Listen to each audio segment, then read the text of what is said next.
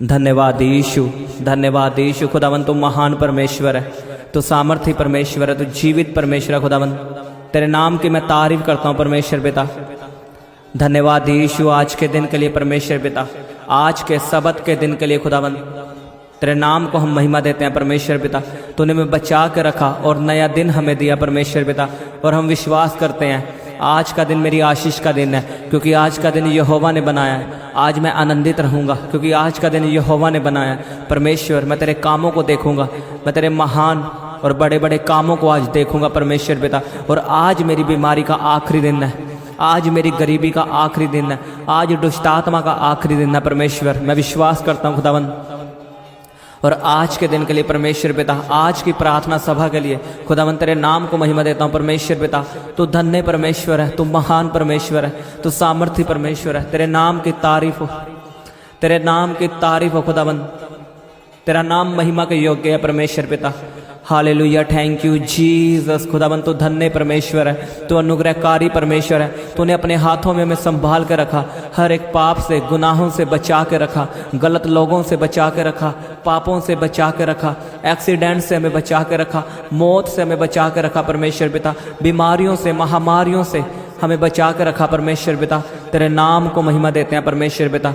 सब जन परमेश्वर के नाम को महिमा दे, उसके नाम को ऊंचा उठाओ, जोर से तालियों के साथ ऊंची आवाज में उसके नाम को महिमा दे। वो जीवित परमेश्वर है, आपकी तारीफ ऊंची होनी चाहिए। वो आपको छुड़ाने वाला परमेश्वर है, आपको चंगा करने वाला परमेश्वर है, आपको आज़ाद करने वाला परमेश्वर है, आपको ऊंचा करने वाला परमेश्वर है। ओ जीसस, डॉक्टर जीसस, तू महान परमेश्वर है, तू डॉक्टरों का डॉक्टर है खुदावन पिता परमेश्वर। तेरे नाम की तारीफ हो, तेरे नाम की महिमा परमेश्वर पिता।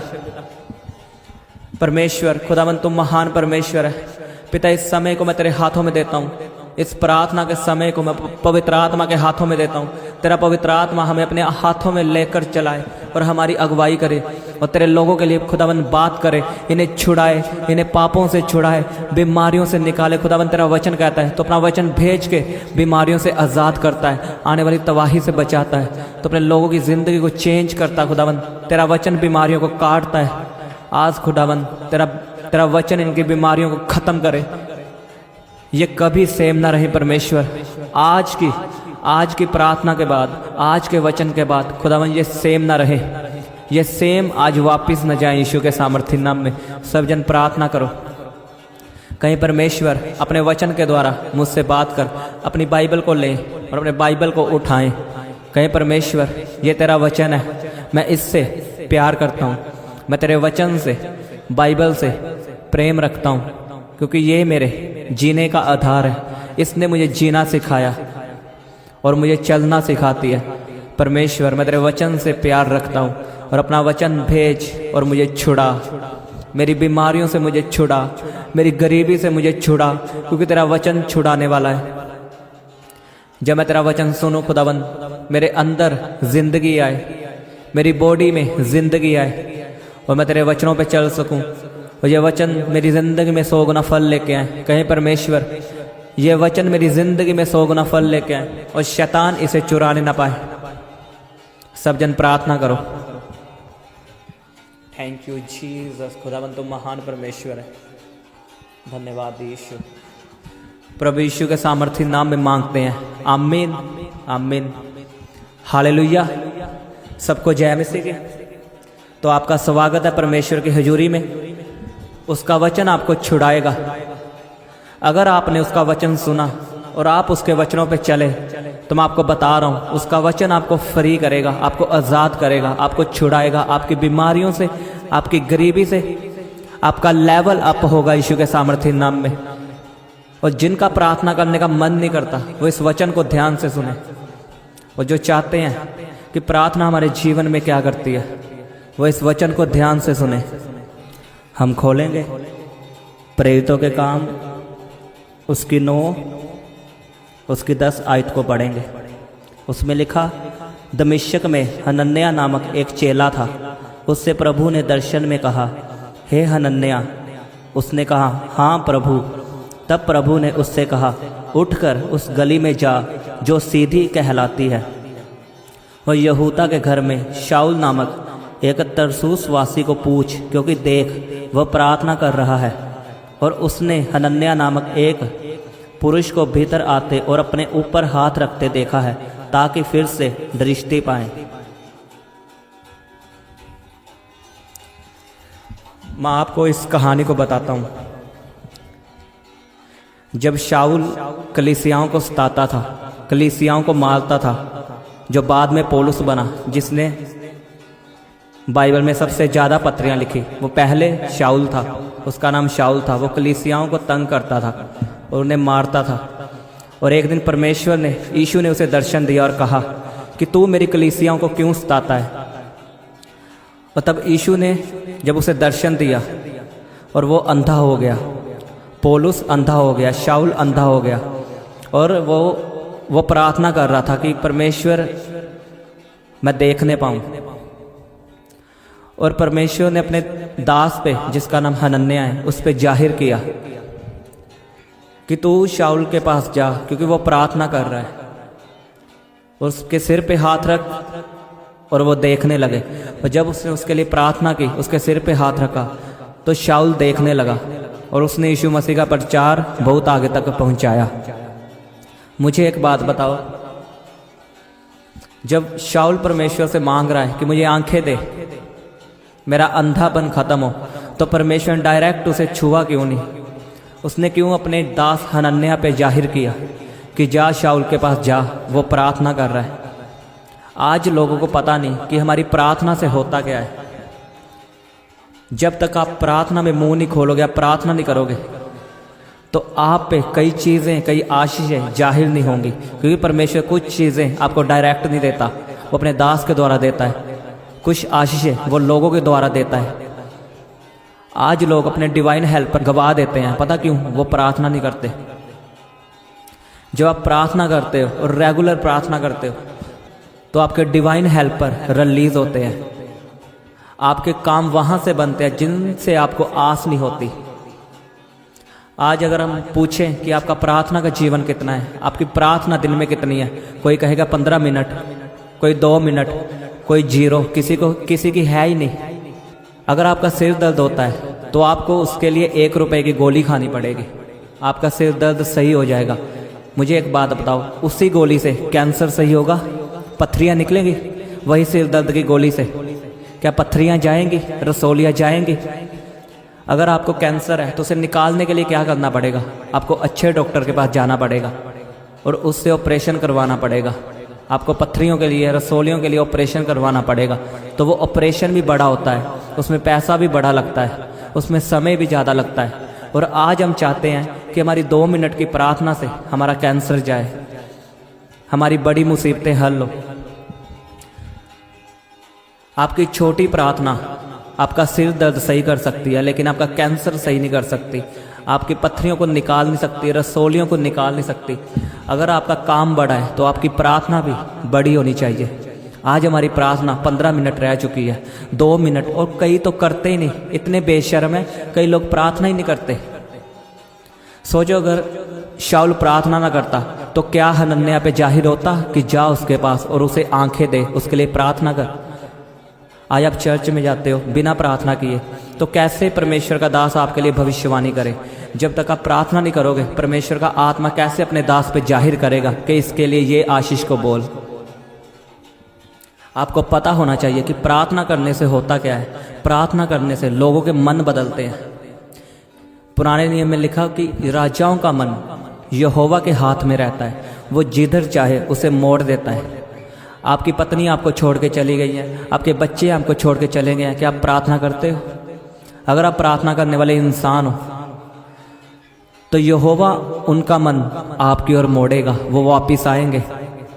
अगर आपकी प्रार्थना 2 मिनट 15 मिनट है तो इससे कुछ नहीं होने वाला, इससे कुछ नहीं होने वाला। मैं सीरियस बता रहा हूं आपको अपनी प्रार्थना को बढ़ाना होगा। पहले आपको पता होना चाहिए कि प्रार्थना जिंदगी में, प्रार्थना मेरी जिंदगी में करती क्या है। आपको प्रार्थना की ताकत का पता होना चाहिए। इसके आगे मैं आपको बताऊंगा कि हमारी प्रार्थना सुनी क्यों नहीं जाती। पहले मैं आपको बताऊंगा प्रार्थना करती क्या है। मान लो आपको वीज़ा चाहिए और आपके डॉक्यूमेंट पूरे नहीं हो रहे, तो जब आप प्रार्थना करोगे तो परमेश्वर, आप जिनके पास जाते हो अपने डॉक्यूमेंट दिखाने के लिए, जब आप प्रार्थना करोगे तो परमेश्वर उसका मन चेंज करेगा, उसको नींद नहीं आएगी, वो आपको पास करेगा, आपको वीज़ा देगा वो, अगर आप प्रार्थना करोगे।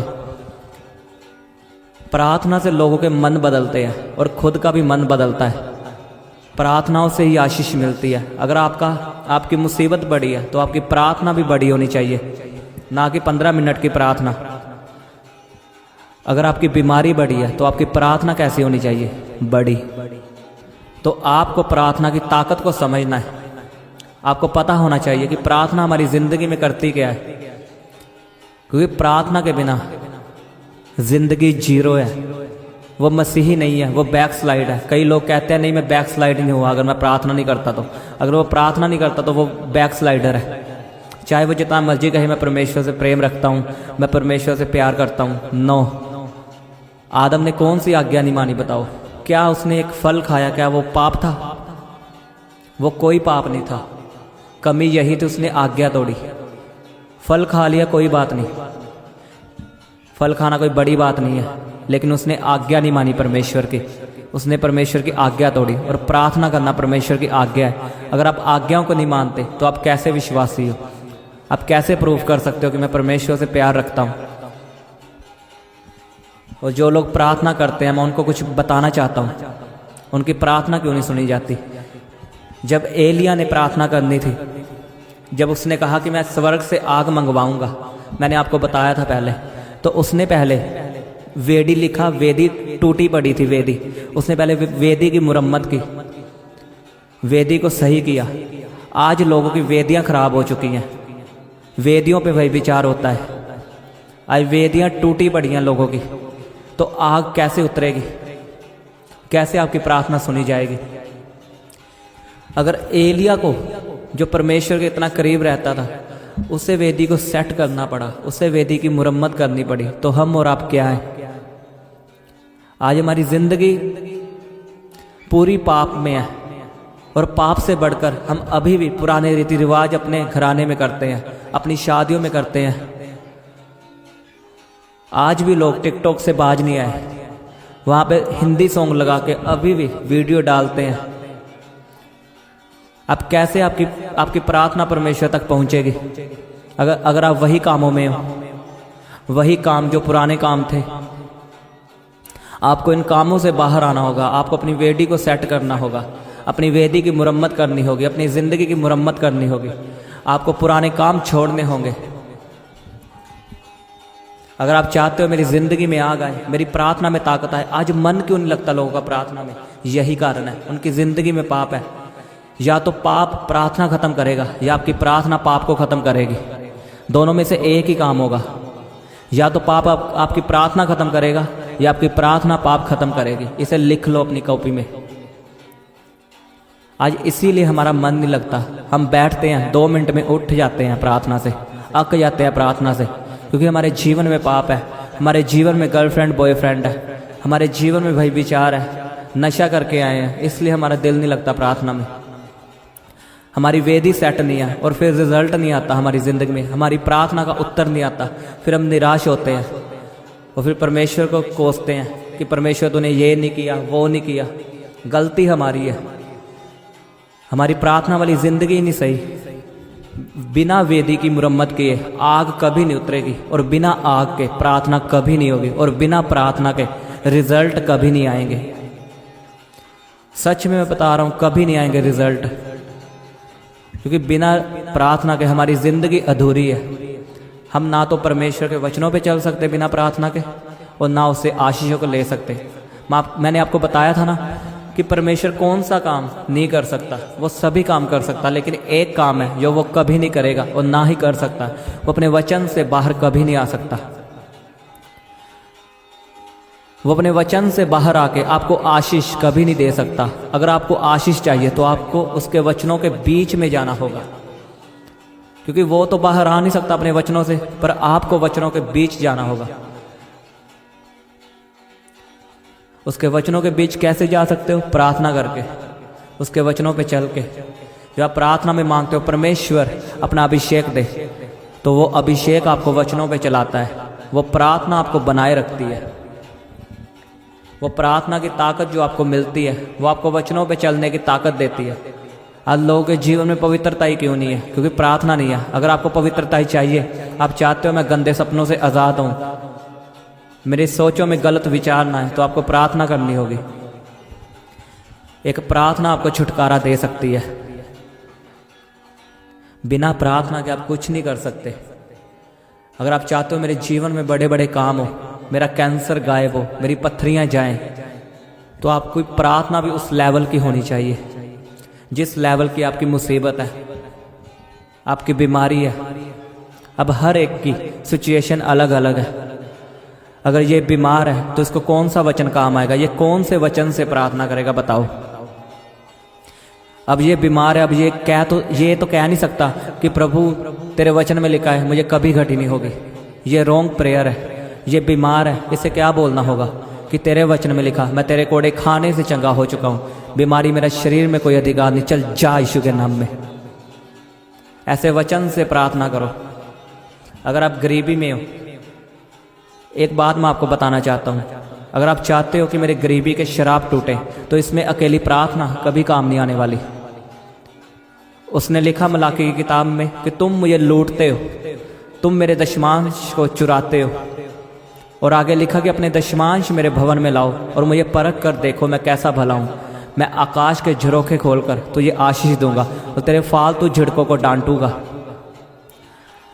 आज हम प्रार्थना करते कि परमेश्वर हमें गरीबी से छुड़ा, लेकिन अपना दशमांश हम देते नहीं, अपना बीज हम चर्च में भवन में देते नहीं। तो जब आप ऐसा करते हो, आप उसका दशमांश चुराते हो, तो जो बीमारियां हैं दवाइयों के रूप में आपका पैसा खाती हैं, आपके पैसे दवाइयों में लगते हैं, डॉक्टरों के पास जाते हैं। और उसने यही लिखा परमेश्वर ने कि अपना दशमांश बोकर मुझे परख कर देखो कि मैं तेरे फालतू खर्चों को झिड़कूंगा। अगर आप चाहते हो गरीबी के बंधनों से छूटना, तो आपको दशमांश वफादारी के साथ बोना होगा और फिर प्रार्थना करनी होगी। लिखा जो रोते हुए बोएंगे वो जय जयकार के साथ आनंदित होते हुए काटेंगे। इसमें प्रार्थना काम नहीं आएगी अकेली, बोने के साथ प्रार्थना करना काम आएगा। और अगर आप चाहते हो मैं बीमारी से छूटूं, तो आपको वचनों से प्रार्थना करनी होगी कि उसके वचन में लिखा उसके कोड़े खाने से मैं चंगा हो चुका हूँ। आज विश्वासी के पास बाइबल नहीं है, लेकिन उसके घर में चले जाओ, उसके पास एक अच्छा सूट होगा शादी में जाने के लिए, उसके बाद बाइबल नहीं होगी। आपको बाइबल पढ़नी ही पढ़नी है रोज, और अपने पास एक पर्सनल बाइबल रखनी है मोबाइल के अलावा। मोबाइल में बाइबल पढ़ो ठीक है, लेकिन एक ओरिजिनल बाइबल, कॉपी बाइबल आपको अपने पास रखनी है, उसे रोज पढ़ना है। क्योंकि प्रभु आपसे अगर बात करेगा, वो पहले दासों से बात नहीं करता, अपने लोगों से बात नहीं करता, वो पहले वचन से बात करता है। और आपके लिए सबसे बड़ी भविष्यवाणी पता क्या है? ये नहीं कि उसका दास आके आपको भविष्यवाणी दे, नो, आपके लिए भविष्यवाणी ये वचन है, परमेश्वर की बाइबल है, इसमें आपके लिए भविष्यवाणी लिखी है। जब आप रोज इसे पढ़ोगे तो आपको लगेगा कि परमेश्वर मुझसे बात कर रहा है। आज हमारी बाइबल ऐसे ही पड़ी हुई है फ्रिज पर, उस पर धूल पड़ चुकी है। बाइबल पढ़ना हमारे जीवन से खत्म हो चुका है, तो हमारी लाइफ करप्ट हो चुकी है। बाइबल पढ़ोगे तो आपको वचन मिलेगा, और वचन से आप प्रार्थना करोगे तो आपकी प्रार्थना सुनी जाएगी। वचन के बिना भी प्रार्थना अधूरी है। तो आपको पहला काम कौन सा करना है? आपको पता होना चाहिए कि प्रार्थना करने से मेरी जिंदगी में होगा क्या। लोगों के मन बदलेंगे और आपका भी मन बदलेगा। प्रार्थना की ताकत लोगों को बदल देती है। और दूसरा, आपको प्रार्थना करनी कैसे है?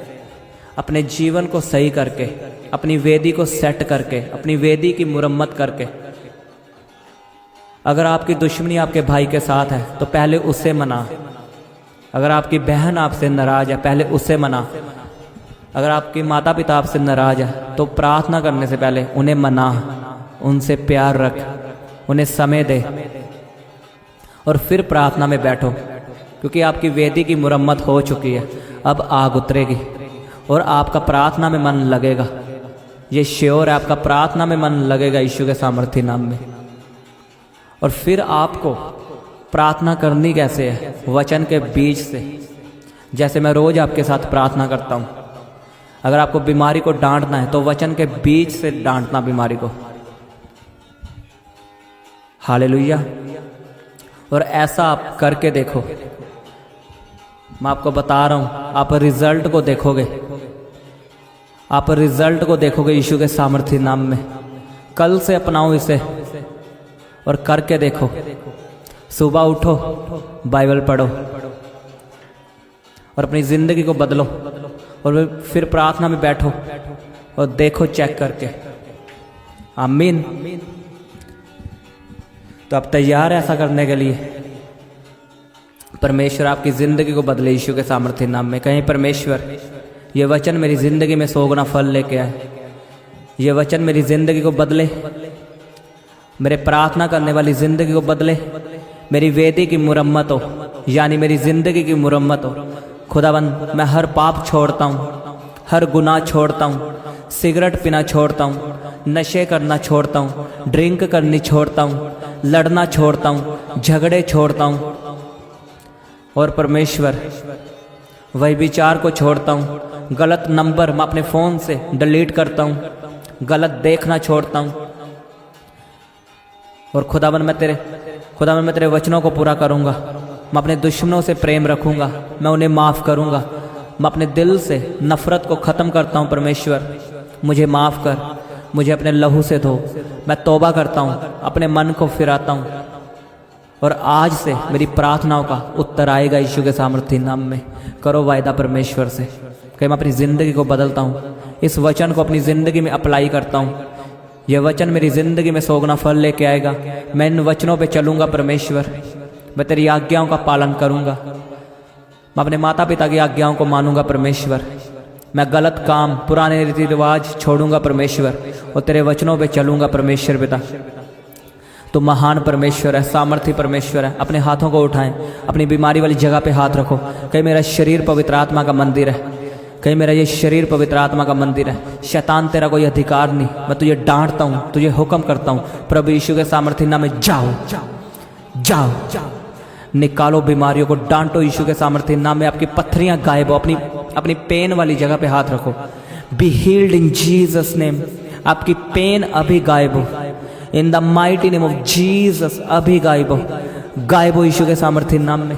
आपकी पेन खत्म हो, पेन खत्म हो। दुष्ट आत्माएं आपको छोड़ के जाएं, बीमारी का आत्मा आपको छोड़ के जाए। आपकी पत्थरियां गायब हो, रसौलियां गायब हो यीशु के सामर्थ्य नाम में। रिबा बाबा बाबा शोखों दोनों को, रोखों दोनों को।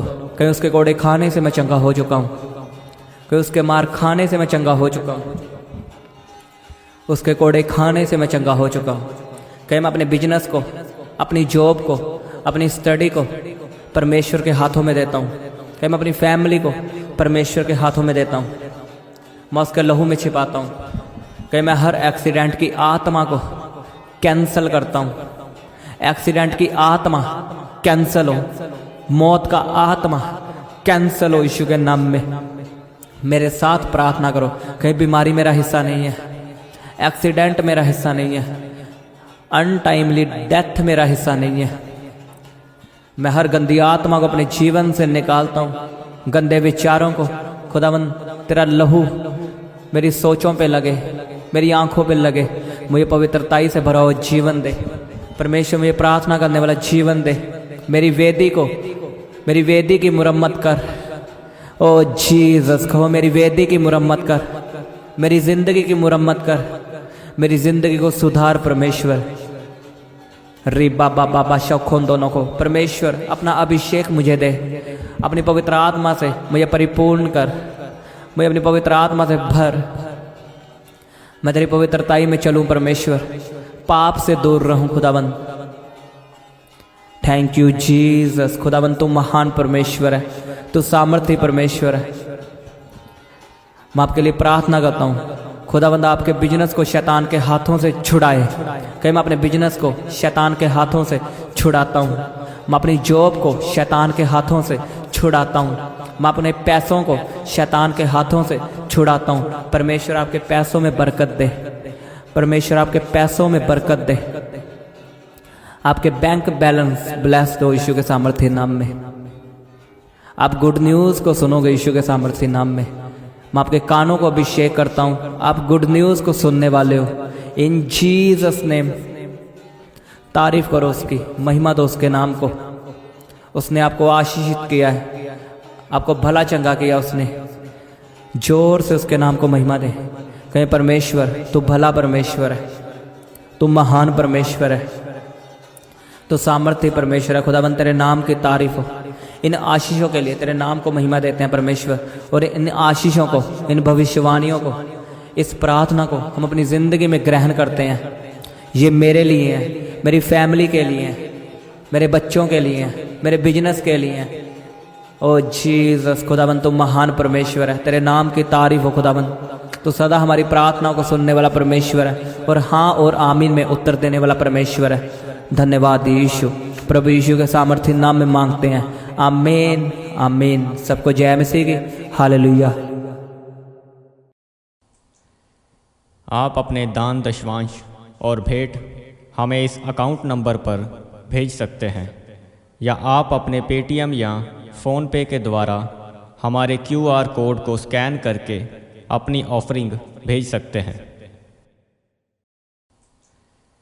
आप अपने दान दशवांश और भेंट हमें इस अकाउंट नंबर पर भेज सकते हैं, या आप अपने पेटीएम या फ़ोन पे के द्वारा हमारे QR कोड को स्कैन करके अपनी ऑफरिंग भेज सकते हैं। आप अपनी प्रेयर रिक्वेस्ट इस व्हाट्सएप नंबर पर हमें भेज सकते हैं। आप हमें फ़ोटो, नाम और अपनी प्रॉब्लम लिखकर इस व्हाट्सएप नंबर पर हमें भेज सकते हैं। हम आपके लिए निरंतर प्रार्थना में रहते हैं। आप हमारे साथ सुबह 4 बजे और शाम 5 बजे प्रार्थना में जुड़ सकते हैं। आप हमारे पेज यीशु दे दीवाने को फेसबुक और इंस्टाग्राम पर फॉलो कर सकते हैं।